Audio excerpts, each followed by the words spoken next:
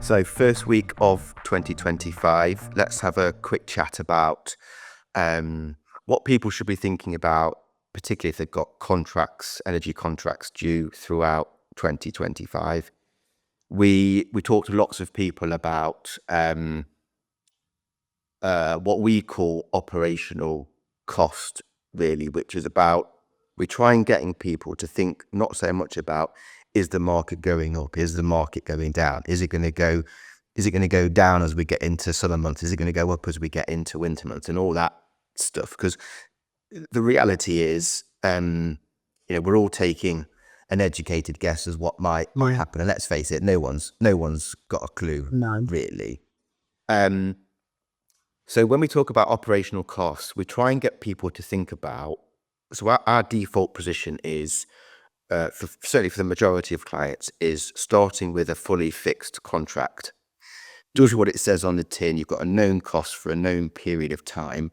What does that cost mean for you as a business? So let's just say your cost is £500,000 a year, all in for energy, so electricity and gas. What does that cost mean for you as a business? Now, if it means that it's doable, you can turn a profit, you can stay operationally efficient, it's not going to cause you any massive headaches, the starting point would be, why would you not be signing that contract? Do you I agree. I think in terms of anyone that's got a renewal coming up in 2025, you should be putting yourself in a position now where it's tendered, it's out to market, we're looking at getting prices in for them, but at the same time being pushed into longer term flexible contracts when the market's at the level that it's at. I think you've got to be looking like what you've just said and say, okay, this budget, is it acceptable? Is it something we can cope with? If it is, then for me, the market is at a reasonable level at the moment to look at securing it if you're able to cope with that budget in terms of what we're putting forward. Yeah, and I think the other thing is, it doesn't necessarily mean that you've got to sign, we could put a tender to somebody today and they might not sign it for whatever business reason or whatever rationale, which is absolutely fine. But if we go back to my previous example of £500,000 worth of cost, if you're not signing it because for whatever reason you think the market is coming down or you want to wait, what are you waiting for? As in, what's your strike price?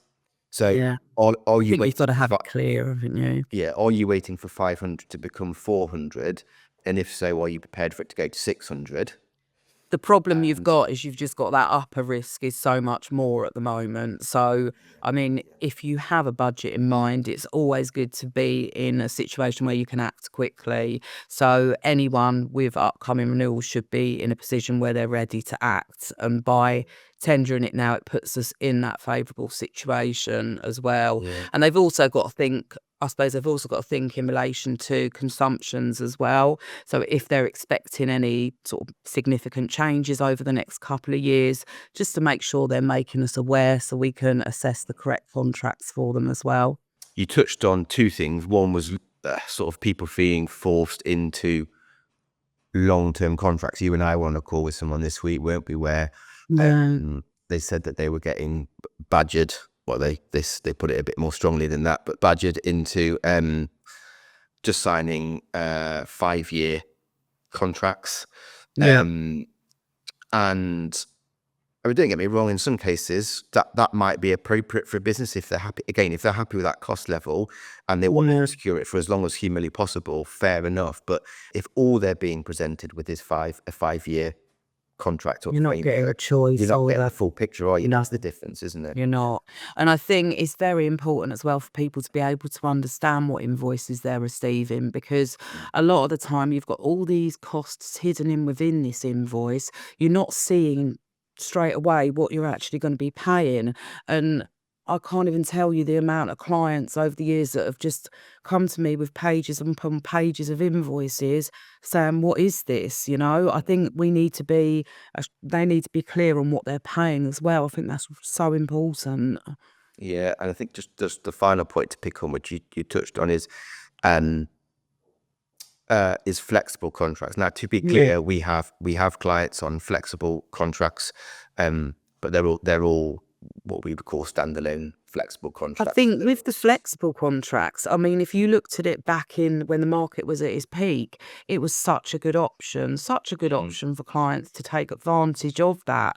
But now where we're seeing that market soften, I think it's a completely different situation altogether. Yeah, I think, and I've had lots of these conversations with the clients at the time, when the world was just going mad. It was needs must, and it got them through Exactly.